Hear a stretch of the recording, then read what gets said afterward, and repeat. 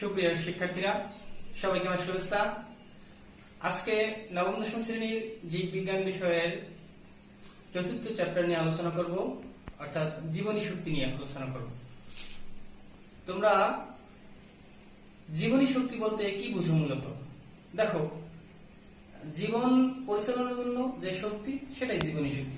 এই জীবনী শক্তিটা কিভাবে যোগান দেয় জীব, এটা নিয়ে মূলত আমাদের আজকে আলোচনার বিষয়বস্তু। আমি এই যে হাত নাড়াচ্ছি, কথা বলতেছি, জীব তার স্বাভাবিক কার্যক্রম করতেছে, এটা কিন্তু কোনো মৃত জীব করতে পারবে না, সে নিথর দেহ। তাহলে আমরা জীবিত জীব যে শক্তির জন্য আমাদের স্বাভাবিক কার্যক্রম করতেছি, এবং সেই শক্তিটা কিভাবে জীবের দেহে প্রবেশ করে, এটা নিয়ে মূলত আমাদের আজকের অধ্যায়ের আলোচনার মূল বিষয়বস্তু। আমরা জানি জীব গঠন কিভাবে হয়, অর্থাৎ জীবদেহের গঠন ও কাজের একককে আমরা কোষ বলি, এই কথাটা সবাই জানি। আর এই কোষ যেহেতু জীবদেহ গঠনের ক্ষুদ্রতম একক, আর এই কোষের মধ্যে আছে অনেকগুলো কোষীয় অঙ্গাণু। এই কোষীয় অঙ্গাণুর বিভিন্ন নাম আছে, তার মধ্যে আমরা কোনোটাকে বলি কোষের প্রাণ, নিউক্লিয়াস, কোনোটাকে বলি পাওয়ার হাউস, অর্থাৎ শক্তির আধার। হ্যাঁ, এভাবে আমরা বিভিন্ন কোষীয় অঙ্গাণুর যে কার্যক্রম আছে, এর ভিত্তিতে ভিন্ন ভিন্ন নাম দিয়েছি। যেমন বংশগতি ভৌত ভিত্তি হিসেবে কোনোটাকে নাম দিয়েছি, যেটাকে আমরা বলি ক্রোমোজোম। আমরা সেদিকে যাব না। আমাদের আজকে যেহেতু আলোচনার বিষয়বস্তু জীবনী শক্তি, তাহলে জীবনী শক্তি আসছে জীবের দেহে কোন প্রক্রিয়া আসছে, এটা নিয়ে আলোচনা করব। তাহলে শুরুতে আমি বোর্ডে একটা জীবনী শক্তির একটা সংজ্ঞা লিখেছি, তোমরা সংজ্ঞাটা দেখো। জীবনী শক্তি কাকে বলে? যেহেতু শক্তির মূল উৎস কি? সূর্য, এটা আমরা সবাই জানি। অর্থাৎ সূর্য সৌরশক্তিকে বিভিন্ন প্রক্রিয়ায় রূপান্তরিত করে আমাদের দৈনন্দিন জীবনের সকল শক্তির সঞ্চার হয়। আমরা পদার্থবিজ্ঞানের ভাষায় শক্তি কাকে বলে, শক্তির প্রকারভেদ এবং শক্তির বিভিন্ন রূপান্তর প্রক্রিয়া পড়েছি। অর্থাৎ শক্তির কোন ধ্বংস বা সৃষ্টি নেই, শক্তিকে বলে এক রূপ থেকে অন্য রূপে রূপান্তরিত হয়। পদার্থবিজ্ঞানের যে শক্তি, এখানে আজকের জীবনী শক্তিরও মূলত সেই একই শক্তি, কোনো ভিন্নতা নেই। তাহলে জীবনী শক্তির সংজ্ঞা থেকে তোমরা কি দেখতে পাচ্ছ? যে সবুজ উদ্ভিদ সালোক সংশ্লেষণ প্রক্রিয়ায় সৌরশক্তিকে রাসায়নিক শক্তিতে রূপান্তরিত করে। এই যে সৌরশক্তিকে রাসায়নিক শক্তিতে রূপান্তরিত করে, এটিপি এবং এনএডিপিএইচ নামক দুটি যৌগ এই রাসায়নিক শক্তিকে আবদ্ধ করে রাখে। তাহলে এই রাসায়নিক শক্তিকে আবদ্ধ করে রাখে কে? এটিপি এবং এনএডিপিএইচ। এই কারণে এই এটিপি, এনএডিপিএইচ বা অন্য কোনো যৌগ যদি শক্তিকে আবদ্ধ করে রাখে, সেই যৌগগুলোকেই মূলত বলা হয় কি? জীবনী শক্তি বা বায়ো এনার্জি। অর্থাৎ মানুষের বা প্রাণীদের জীবন পরিচালনা করার জন্য যে শক্তির সরবরাহ বা যোগান প্রয়োজন, সেই শক্তিটা আসে কোথা থেকে? আমাদের এটিপি থেকে। এখন এটিপি কিভাবে এই শক্তি ক্যারি করে, এটা নিয়ে মূলত আমাদের পরবর্তী। শিক্ষার্থী বন্ধুরা, তাহলে আমরা কি শিখলাম? জীবনী শক্তি বলতে এটিপি বা এনএডিপিএইচ, যা সূর্যের সৌরশক্তিকে রাসায়নিক শক্তি রূপে আবদ্ধ করে রাখে। তাহলে এটিপি কি? এটিপি এটিপি বলতে বোঝায় এডিনোসিন ট্রাইফসফেট। এডিনোসিন ট্রাই মানে কি?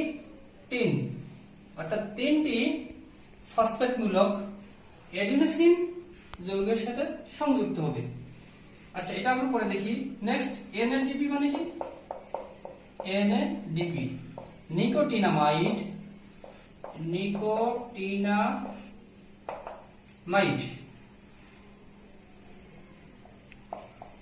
Adenine dinucleotide phosphate, nucleotide phosphate. আমাদের আজকের আলোচনা জীবনী শক্তি ও এটিপি ভূমিকা। এই এনএডিপিএইচটা আমরা পরে করব। এনএডিপি এরপর একটা এইচ হবে। আর এটিপিটা মূলত কি? Adenosine triphosphate. তাহলে এডিনোসিন এটা হচ্ছে একটা 5 কার্বন বিশিষ্ট রাইবোজ সুগার। এর 5টা কার্বনের 1 নম্বর কার্বন 2 3 4 আর একটা 5। এই 5 কার্বন বিশিষ্ট রাইবোজ সুগারের সাথে আমরা জানি গ্লুকোজ একটা সুগার বা কার্বোহাইড্রেট, এটা কয় কার্বন? 6 কার্বন। আর এটা হচ্ছে 5 কার্বন বিশিষ্ট একটি সুগার, এটাকে রাইবোজ সুগার বলে। Ribose sugar. এই রাইবোজ সুগারের সাথে যদি আমরা একটা অ্যাডিনিন যোগ করি, এটা হচ্ছে অ্যাডিনিনটা কি তোমরা কি ডিএনএ আরএনএ নাম শুনছো? ডিএনএ আরএনএ যে গঠনটা আছে তোমরা উচ্চতর ক্লাসে অথবা অর্থাৎ ক্লাস 10 এ উঠে বা এরপরে ইন্টারমিডিয়েট উঠে এই সম্পর্কে বিস্তারিত শিখবে। আর আপাতত ডিএনএ আরএনএ এর যে গঠন, সেই গঠনে দুই প্রকার নাইট্রোজেন বেস আছে, তার মধ্যে একটি নাইট্রোজেন বেস আছে অ্যাডিনিন। এই অ্যাডিনিনটা যখন রাইবোজ সুগারের সাথে সংযুক্ত হয় তখন এই অংশের নাম হয় অ্যাডিনোসিন। অ্যাডিনোসিন। তাহলে কি অ্যাডিনোসিন কিভাবে হলো? এটা রাইবোজ সুগারের সাথে একটা অ্যাডিনিন সংযুক্ত হলে অ্যাডিনোসিন হবে। অ্যাডিনিনের এই যে নাইট্রোজেন বেস, এর একটা আলাদা সংকেত আছে যেটা পরে শিখবে, এখন তোমাদের জাস্ট সংকেতটা দেখাই দিচ্ছি। দেখো এটা হচ্ছে একটা আলাদা সংকেত। এখানে তুমি এটা দাও আর এখানে একটা এন দাও, এখানে একটা এন। এই রাইবোজ সুগার সাথে এই অ্যাডিনিনটা যখন যুক্ত করা হবে তখন এই অংশটার নাম হবে কি? অ্যাডিনোসিন। এই অ্যাডিনোসিনের এই প্রান্তে এবার যদি তুমি এই যে কার্বনের সাথে একটা ফসফেট যুক্ত করো, তাহলে কি হবে? এটা অ্যাডিনোসিন মনোফসফেট, অর্থাৎ AMP। যেহেতু মনো মানে এক, আর একটা ফসফেট যুক্ত হওয়ার পরে এর নাম হবে তখন AMP। এই যুক্তের তখন নাম হবে কি? AMP। এটা সাথে যদি দুটো আরেকটা ফসফেট কানেক্ট থাকে তখন হবে ADP, অর্থাৎ এডিনোসিন ডাইফসফেট, মানে দুটো ফসফেট সংযুক্ত হয়েছে। এর সাথে যদি আরো একটা ফসফেট যুক্ত করো তখন হবে ATP, অর্থাৎ এডিনোসিন ট্রাইফসফেট। এভাবে একটা এডিনোসিনের সাথে তোমার একটা ইনঅর্গানিক ফসফেট যুক্ত হওয়ার পরে AMP থেকে ADP থেকে কি হলো? ATP। এই ATP এর তৃতীয় যে ফসফেট যৌগটা, এটা সংযুক্ত হওয়ার ফলে মূলত ATP 7.3 কিলো ক্যালোরি শক্তি সঞ্চিত করে রেখেছে। অর্থাৎ আমরা জানি কি যে একটা যৌগ যখন বন্ধন গঠিত করে, দুই বা ততোধিক মৌল যখন মিলে কি সংযুক্ত বন্ধন গঠন করে, বন্ধন গঠনের ফলে শক্তি উৎপন্ন হয়, শক্তি সঞ্চিত হয়। অর্থাৎ ওই যৌগের মধ্যে নতুন শক্তি সঞ্চিত হয়। দুই বা ততোধিক মৌলের মধ্যে যে শক্তিটা ছিল সেটা একটা নতুন যৌগের রূপে সঞ্চিত হয়েছে। এই যৌগটাকে যখন আমরা আবার ভাঙবো, অর্থাৎ বন্ধন বিচ্ছিন্ন করবো, তখন ওই যে শক্তি নিয়ে সংযুক্ত হয়েছে ওই শক্তিগুলো আবার সেপারেট হয়ে যাবে, তখন শক্তি উৎপন্ন হবে। তাহলে এটিপি যখন আমরা গঠিত করছি তখন এখানে শক্তি সঞ্চিত হয়েছে। যখন এটিপিকে আবার ভাঙবো, অর্থাৎ প্রয়োজন অনুপাতে বিভিন্ন জৈব রাসায়নিক বিক্রিয়ায় যখন আমাদের শক্তির প্রয়োজন হবে তখন এটিপি শক্তি যোগান দেবে, তখন সেই এটিপি ভেঙে হবে এডিপি, এডিপি ভেঙে হবে এএমপি। এভাবে এই শক্তির সরবরাহ এবং সঞ্চয় এটা কন্টিনিউয়াস চলমান মানব মানে জীবদেহের মধ্যে। এটাকে একটা রিচার্জেবল ব্যাটারির মতো মনে আছে, যে শক্তি আসছে শক্তি যাচ্ছে, শক্তি আসছে শক্তি যাচ্ছে। আসছে কোথা থেকে? আমরা যে খাবার খাই, এই খাবার থেকে যে শক্তি হয় সেই শক্তিটা জৈব রাসায়নিক রূপে এটিপি কালেক্ট করে রাখে। এরপরে আবার এই বিভিন্ন শরীরের মধ্যে অন্য যে জৈব রাসায়নিক প্রক্রিয়াগুলো আছে সেই প্রক্রিয়া যখন শক্তি প্রয়োজন হয় এটিপি প্রয়োজনের মধ্যে সেটা সরবরাহ করে। এভাবে এটিপি শক্তি সঞ্চয় করে এবং সে আবার শক্তি সরবরাহ করে। অর্থাৎ এটিপি হচ্ছে শক্তির সরবরাহ এবং সঞ্চালনের মূল। তাহলে শিক্ষার্থী বন্ধুরা, আমরা শিখেছিলাম কি জীবনী শক্তি ও এটিপি এর ভূমিকা। আমি দেখো বোর্ডে তোমাদের এটিপি একটা সংকেত লিখেছি। আমরা এর আগে শিখেছি যে একটা রাইবোজ সুগার 5 কার্বন বিশিষ্ট, এর গঠনটা হবে এই দেখো। রাইবোজ সুগারের প্রকৃত গঠন এটা, এই যে CH2 এর সাথে একটা OH হবে, এটা হচ্ছে একটা আলাদা রাইবোজ সুগার। এই রাইবোজ সুগারের এইভাবে না লিখে আমি জাস্ট কার্বন সংখ্যা দেখাই এই পর্যন্ত, এই যে 5 নম্বর কার্বন। আর এখানে দেখো এই যে OH, এই OH আর এই OH এর একটা হাইড্রোজেন, অর্থাৎ এখান থেকে এই হাইড্রোজেনটা অপসারিত হবে।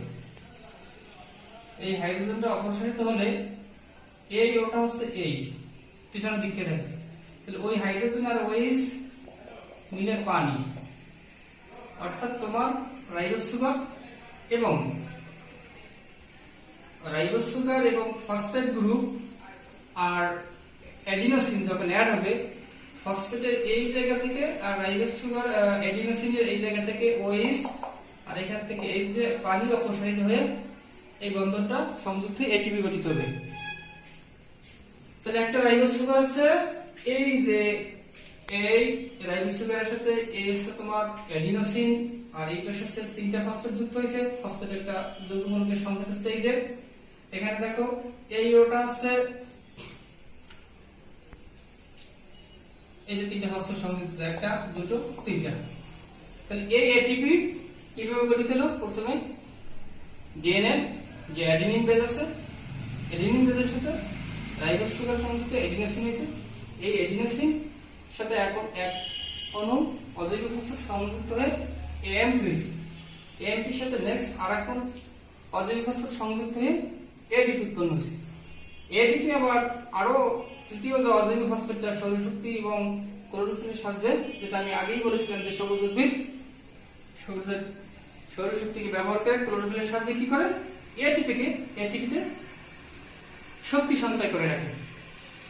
এভাবে যখন শক্তি সঞ্চিত হওয়ার প্রক্রিয়াটা তোমরা দেখলে, এবং সঞ্চিত হওয়ার এই প্রক্রিয়া কি হচ্ছে বারবার ফসফেট গ্রুপ যুক্ত হচ্ছে। এই কারণে এই যে শক্তি সঞ্চয় করা বা সঞ্চিত করার বা সঞ্চিত হওয়ার এই প্রক্রিয়াটাকে বলা হয় ফসফোরাইলেশন প্রক্রিয়া। এবার যখন আমাদের জীবের বিভিন্ন জৈব রাসায়নিক প্রক্রিয়ায় শক্তির প্রয়োজন হবে, সেই ক্ষেত্রে এই এটিপি সেই জৈব রাসায়নিক বিক্রিয়ায় প্রয়োজনীয় শক্তির যোগান দিবে। কিভাবে দেবে দেখো, এটিপি তখন ভেঙে AMP এবং ADP তে রূপান্তরিত হবে। এক্ষেত্রে বিপুল পরিমাণে শক্তি উৎপন্ন হবে। এই শক্তি হচ্ছে জীবের শারীরভিত্তিক কার্যপ্রণালী বা ক্রিয়াকার্য সম্পাদনে সহযোগিতা করে।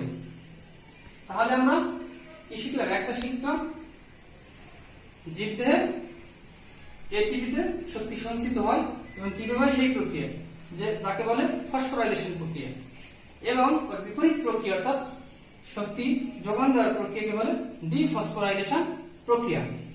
তাহলে আজকে জীবনী শক্তি ও এটিপি এর যে মূল ভূমিকায় আমরা যে বিষয়গুলো শিখলাম, যে এটিপি কিভাবে জীবদেহে শক্তি সঞ্চয় করে রাখে এবং সেটা আবার কিভাবে শক্তি যোগান দেয়। যেহেতু এটিপি শক্তি সঞ্চয় করে রাখে, তাই এটিপিকে আমরা এনার্জি কয়েল বা জৈব মুদ্রা, এনার্জি কয়েল বা জৈব শক্তি বা শক্তি মুদ্রা বলে, শক্তি মুদ্রা।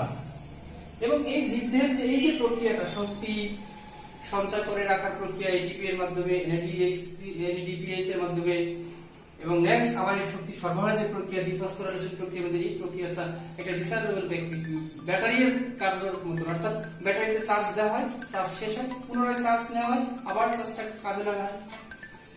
তো শিক্ষার্থী বন্ধুরা, তোমরা আজকে আমাদের আলোচনা এই পর্যন্ত। পরবর্তী ক্লাসে আমরা সালোক সংশ্লেষণ প্রক্রিয়া নিয়ে বিস্তারিত আলোচনা করব। সবার সুস্বাস্থ্য মঙ্গল কামনা করছি। সবাই ভালো থাকো। আল্লাহ হাফেজ।